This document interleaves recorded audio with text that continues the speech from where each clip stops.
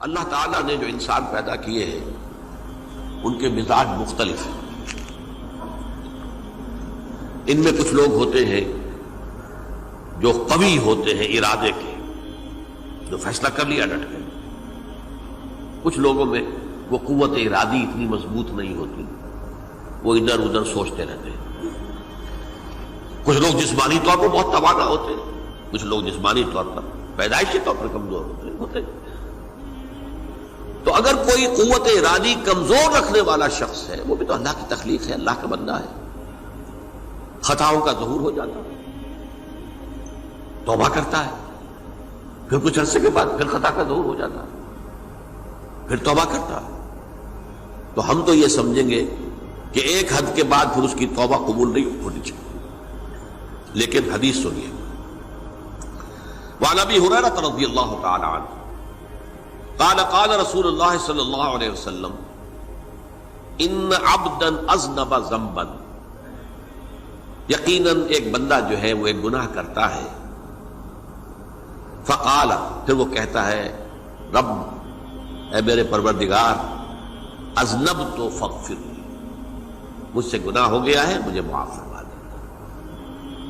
فقال ربہ، تو پروردگار یہ کہتا ہے اعلم عبدی ان لہ ربا یغفر الذنب ویاخذ بہ،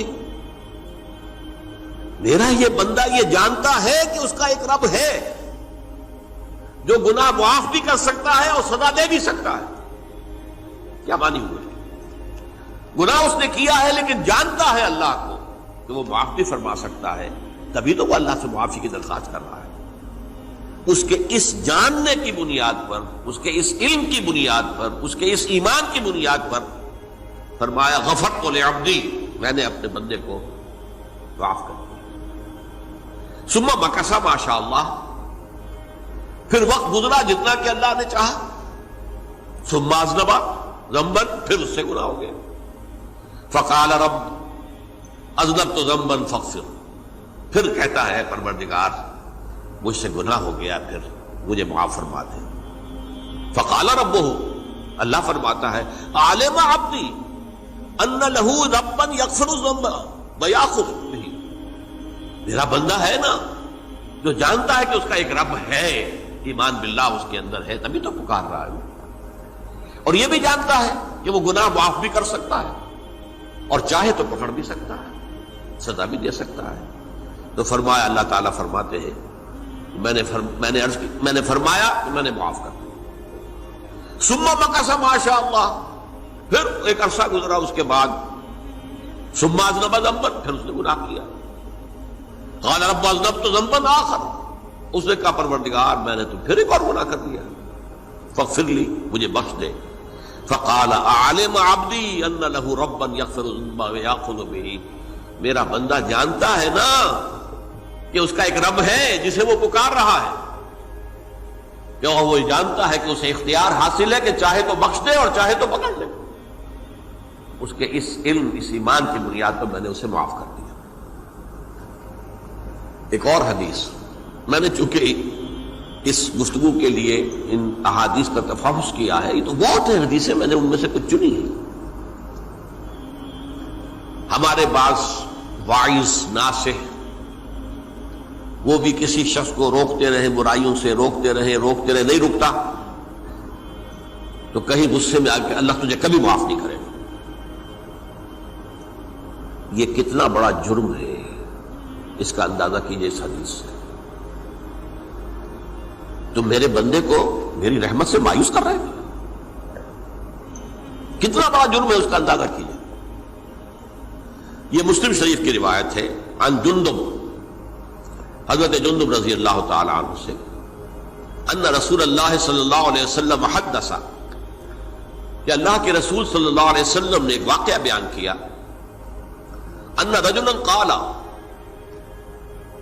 کہ ایک شخص نے یہ کہا واللہ لا یغفر اللہ لفلان، کہ خدا کی قسم اللہ تعالیٰ فلاں شخص کو کبھی معاف نہیں کرے گا.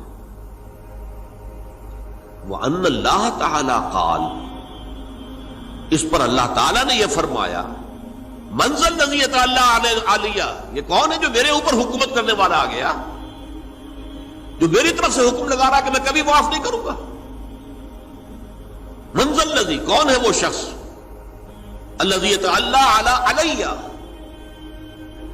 انی لا اغفر لفلان، کہ میں فلاں شخص کو کبھی معاف نہیں کروں گا، قد غفرت لفلان، اس کو تو میں نے معاف کر دیا، واحبطت عملہ، اس شخص کے تمام اعمال میں نے ضائع کر دیے کہ تم نے میرے بندے کو مایوس کیا۔ یہ ہے جرم کی انکار۔ تو توبہ کی دعوت دیتے رہو، توبہ کے لیے لوگوں کو آمادہ کرتے رہو، توبہ جو ہے اس کے لیے ترغیب دیتے رہو، اللہ تعالیٰ معاف فرمانے والا۔ اب آخری حدیث سنا رہا ہوں، یہ تو بہت ہی عجیب حدیث ہے اور متفق علیہ، یہ بخاری اور مسلم دونوں میں۔ حضرت ابو سعید الخدری رضی اللہ تعالی عنہ جو ہے وہ اس کے راوی ہیں۔ حضور نے فرمایا کانا فی من کانا قبلکم رجل قتل 99 نفسا، تم سے پہلے جو امت تھی بنی اسرائیل، گویا کہ ان کا ذکر ہے، اس میں ایک آدمی ایسا تھا جس نے 99 قتل کیے تھے۔ اب آپ اندازہ کیجئے کتنا بڑا گناہ کبیرہ ہے قتل۔ قرآن مجید میں آتا ہے وَكَأَنَّمَا قَتَلَ النَّاسَ جَمِيعًا، اگر ایک انسان کو بھی ناحق قتل کر دیا گیا تو یہ ایسی ہے گویا کہ اس نے پوری نوع انسانی کو قتل کر دیا، اس نے 99 قتل کیے۔ فَهَلْ لَهُ مِن تَوْبَةٍ، پھر اس کے بعد یہ ہوا کہ اس کے اندر توبہ کا جذبہ پیدا ہوا۔ فَسَأَلَ عَنْ أَعْلَمِ أَهْلِ الْأَرْضِ، تو اس نے پھر سوال کیا، لوگوں سے پوچھا کہ زمین میں رہنے والوں میں کون سب سے بڑا عالم ہے؟ فَدُلَّ عَلَى رَاهِبٍ، تو اسے بتایا گیا فلاں راہب فلاں جگہ پر ہے، وہ بہت نیک ہے، بڑا عالم ہے۔ فَأَتَاهُ، وہ اس کے پاس آیا، فَقَالَ أَنَّهُ قَتَلَ 99 نَفْسًا فَهَلْ لَهُ مِن تَوْبَةٍ، انہوں نے کہا دیکھیے راہب صاحب، میں نے 99 انسان قتل کیے، اب مجھے یہ بتائیے کہ میرے لیے توبہ کا کوئی امکان ہے؟ فَقَالَ لَا، انہوں نے کہا نہیں۔ فَقَتَلَهُ، اس نے اس کو بھی قتل کر دیا۔ فَكَمَّلَ بِهِ 100، اپنی سینچری مکمل کر لی، مطلب 99 کے بعد ایک کی کسر تھی، اس کو بھی قتل کیا، 100 پورے کر لیا۔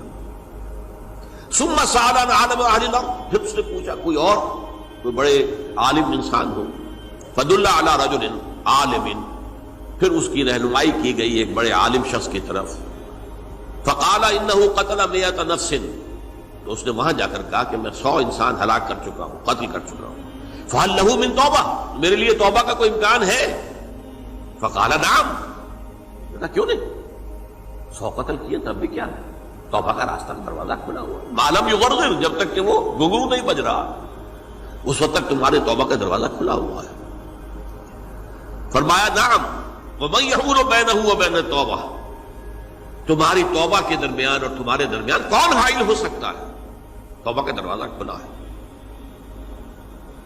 لیکن ساتھ ہی کہا انطلق الی ارض کذا و کذا، اب تم ایسے کرو جہاں تم رہتے ہو وہاں نہ جاؤ واپس، وہاں کا ماحول اچھا نہیں ہے، معاشرہ اچھا نہیں ہے، ہو سکتا ہے کہ تم توبہ پر قائم نہ رہ سکو، تم فلاں جگہ چلے جاؤ، وہاں اچھے لوگ آباد ہیں، ان میں جا کر رہو۔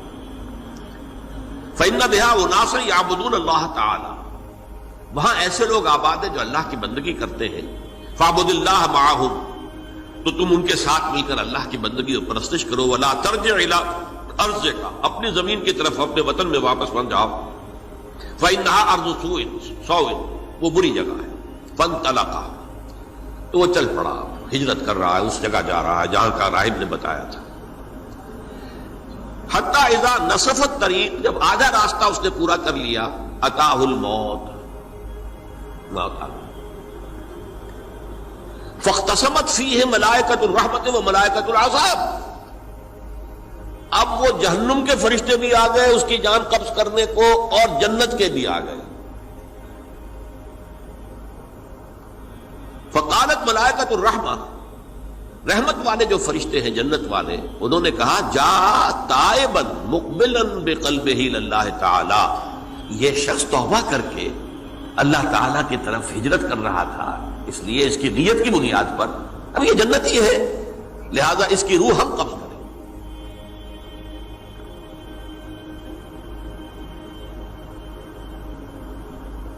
وقالت الملائکۃ العذاب، اور وہ جو عذاب والے فرشتے ہیں وہ کہیں گے انہ لم یعمل خیرا قط، تو نے توبہ کے بعد کوئی نیک عمل تو کیا ہی نہیں، تو کس بنیاد پر اس کو تم جنت میں لے جاؤ گے؟ اس کو تو دوزخ میں جانا چاہیے۔ فاتاہ ملک فی صورت آدمی، تو ان کے پاس اللہ نے ایک اور فرشتے کو بھیج دیا آدمی انسانی شکل کے اندر، فجعلوہ بینہم، تو ان فرشتوں نے کہا بھائی ہمارا فیصلہ کرا دو، اس کی روح ہم لینا چاہتے ہیں یا ہم لینا چاہتے ہیں، انہیں حکم بنا دیا۔ فقال قیسوا ما بین الارضین فإلی ایتہما کان اقرب، کہ تم فاصلہ ناپ لو جہاں سے وہ چلا ہے اور جہاں جا رہا تھا اور یہاں اس کی موت ہو رہی ہے، تو کون سا فاصلہ زیادہ ہے؟ جب ناپا گیا، بلکہ ایک حدیث میں آتا ہے کہ اس پر اللہ نے زمین کو جو ہے حکم دے دیا، ایک طرف والی زمین تو سکڑ جا، دوسری والی جو ہے تو پھیل جا، تاکہ وہ جو جا رہا تھا وہ زیادہ قریب ہو جائے بنسبت اس کے کہ جہاں سے وہ چلا تھا۔ تو اس فیصلے پر پھر جو فرشتے تھے، جو کہ رحمت کے فرشتے تھے، وہ اس بندے کو لے گئے جنت کے اندر۔ یہ ہے توبہ کی عظمت اور اس کی تاثیر۔